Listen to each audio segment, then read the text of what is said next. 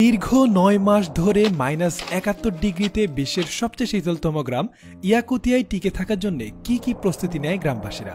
দর্শক, আজকের ভিডিওতে আমরা দেখব ৫ সন্তানের বাবা এডওয়ার্ড কিভাবে তার পরিবারের জন্য দীর্ঘ শীতের প্রস্তুতি নেয়।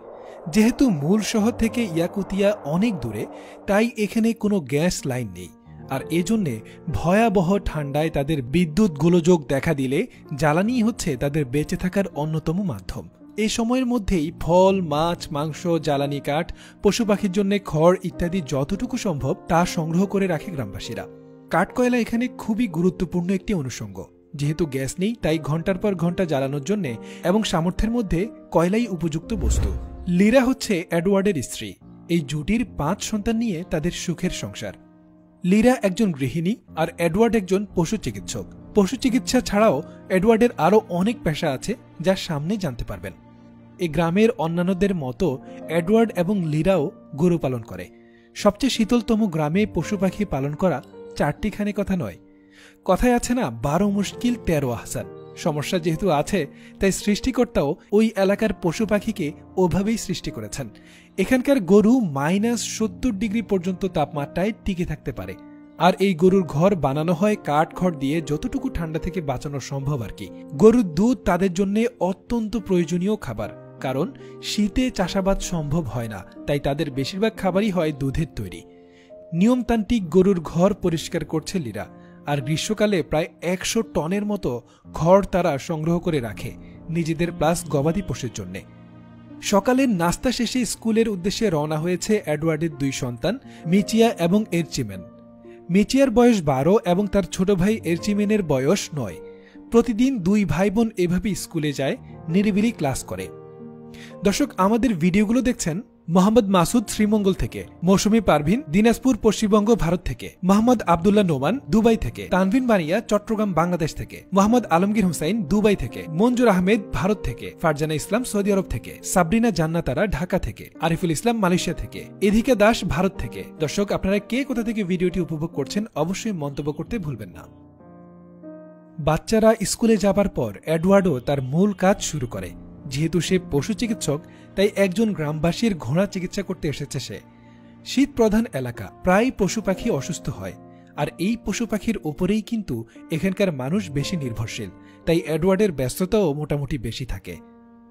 এদিকে লিরা আজকের ধোয়ানো দুধগুলো প্রসেস করছে, কারণ এই দুধ দিয়ে নানা রকমের বাহারি খাবার বানানো হবে। ৭ বছর বয়সী নির্গুণ হচ্ছে পরিবারের সবচেয়ে ছোট ছেলে। নাম নির্গুণ হলে কি হবে, ছেলের কিন্তু গুণ আছে অনেক। কথায় বলে না, নামের মাঝে থাকে না কো সবার পরিচয়। ঠিক সেরকমই নির্গুণ তার মাকে সকল কাজেই সাহায্য করে। ডিশ ক্লিনিং থেকে শুরু করে রান্নার কাজেও মায়ের বিশ্বস্ত সঙ্গী হচ্ছে নির্গুণ।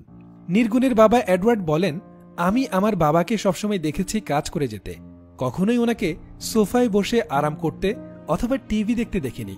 ওনাকে দেখে আমিও তাই শিখেছি, আর এজন্য আমিও চাই আমার সন্তানেরা সব কাজে পারদর্শী হোক, ঠিক আমাদের মতোই।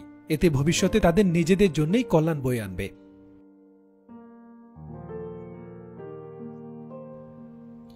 ধীরে ধীরে দিন ছোট হয়ে আসছে। এডওয়ার্ড কাছের একটি লেকের উদ্দেশ্যে রওনা হচ্ছে এই সপ্তাহের পানি সংগ্রহের জন্য।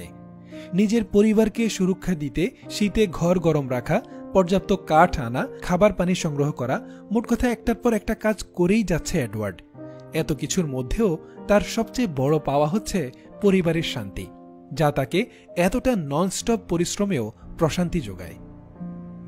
এডওয়ার্ডের বড় ছেলে ওয়ালান একটি অটিস্টিক বাচ্চা, তাই তার মা লিরা দিনের কিছু সময় তাকে পড়াশোনা করানোর কাজে ব্যয় করেন, যেন সে অন্তত কথা বলতে পারে।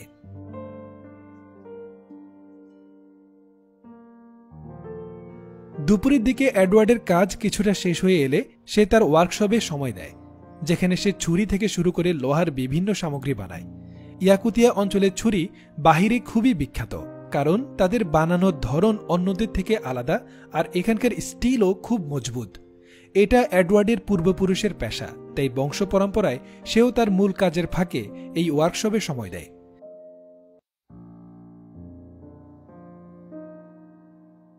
আর তার ছেলেও তাকে এই কাজে সাহায্য করে। দুপুরের খাবারের সময় হয়ে এলো। এই ঠান্ডা আবহাওয়ায় গরম চিকেন স্যুপ অত্যন্ত উপাদেয় খাদ্য, আর দুধের তৈরি খাবার তো থাকবেই।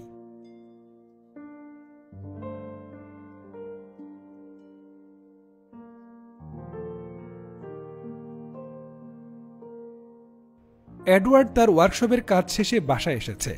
দর্শক, পরিবারের সবাই একসাথে খাবার খাওয়ার দৃশ্যটা কতটা অসাধারণ, তাই নয় কি?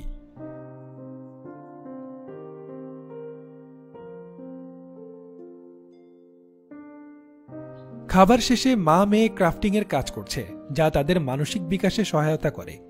এডওয়ার্ড শুধু পশু চিকিৎসক এবং কামারই নয়, সে একজন প্রফেশনাল ফটোগ্রাফারও। দর্শক, কতটা ট্যালেন্ট একটা লোকের মধ্যে থাকতে পারে ভাবতে পারছেন? চমৎকার সব ছবি তুলে কয়েকবার ফটো কন্টেস্টও জিতেছেন এডওয়ার্ড। এছাড়াও তার ট্রেডিশনাল এসব ফটো ভালো দামে বিক্রি হয় অনলাইনে। সবশেষে বলবো, এই বরফাচ্ছাদিত ভূমি দেখতে হয়তো মনে হয় অনেক কঠিন, কিন্তু এতে মিশে আছে এডওয়ার্ডের মতো পরিবারের একতা, ভালোবাসা, পরোপকারিতা আর সহমর্মিতা। এই সব কিছু মিলেই ইয়াকুতিয়ার গ্রামীণ জীবন।